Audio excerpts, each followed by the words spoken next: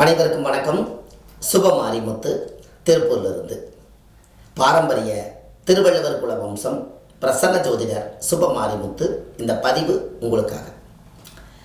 இன்றைக்கு உங்களுக்கு ஒரு அற்புதமான ஒரு விஷயத்தை இன்றைக்கி நான் உங்களுக்கு கொடுக்க போகிறேன்.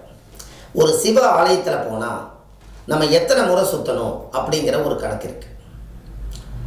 அந்த சிவ ஆலயத்தில் நீங்கள் உங்களுடைய உடம்பு, மனம், எண்ணம் எல்லாம் ஒருநிலைப்படுத்தி 3 முறை சிவன் கோயிலில் நீங்கள் சுற்றி வரணும்.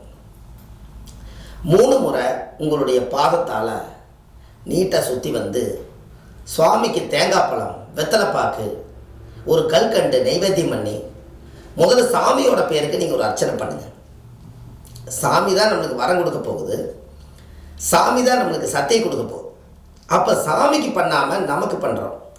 முதல்ல நமக்கு பண்ணுறதுக்கு முதல்ல சாமிக்கு சக்தி அதிகமாக இருக்கும்னா முதல்ல ஒரு அர்ச்சகர் போய் என்ன சிவனோ அந்த சிவனோட பேரை சொல்லி அவர் திருப்திகரமாக நல்லா ஸ்ட்ராங்காக இருக்கணுங்கிறதுக்காக சக்தியை ஊட்டி அதன் மூலிமா நம்மளுக்கு கிடைக்கிறதுக்காக நம்ம குடும்பத்தில் ஒருத்தர் சிவன். அதனால் அர்ச்சனை பண்ணும்போது சாமிக்குன்னு சேர்த்து நீங்கள் அர்ச்சனை பண்ணுங்கள். அப்போ தான் ஒரு சுயநலம் இல்லாமல் பொதுநலமாக வாழ்கிற மாதிரி இருக்கும். நம்ம இங்கேருந்து போன உடனே நம்ம குடும்பத்தில் இருக்கிற பேரை மட்டும் சாமிக்கிட்ட சொல்லுவோம்.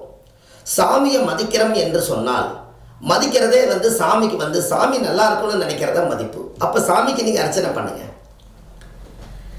அந்த காலத்துல எல்லாம் பார்த்தீங்கன்னா சாமிக்கு கும்பாபிஷேகம் பண்ணும்போது சாமிக்கு மட்டுமே அர்ச்சனை பண்ணி அந்த சத்தை ஊட்டுவாங்க.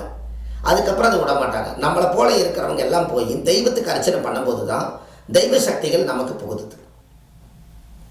அதனால் கண்டிப்பாக நீங்கள் சிவன் கோயிலில் 3 முறை சுற்றி வாங்க. உங்களுக்கு ஒரு பெரிய மாற்றம் ஏற்படும்.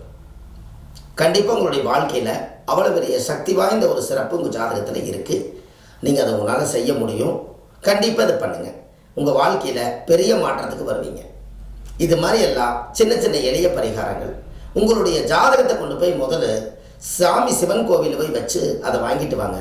அதுக்கப்புறம் மிகப்பெரிய ஒரு மாற்றம் உருவாகும். அடுத்த பதிவில் உங்களை சந்திக்கிறேன். நன்றி, வணக்கம்.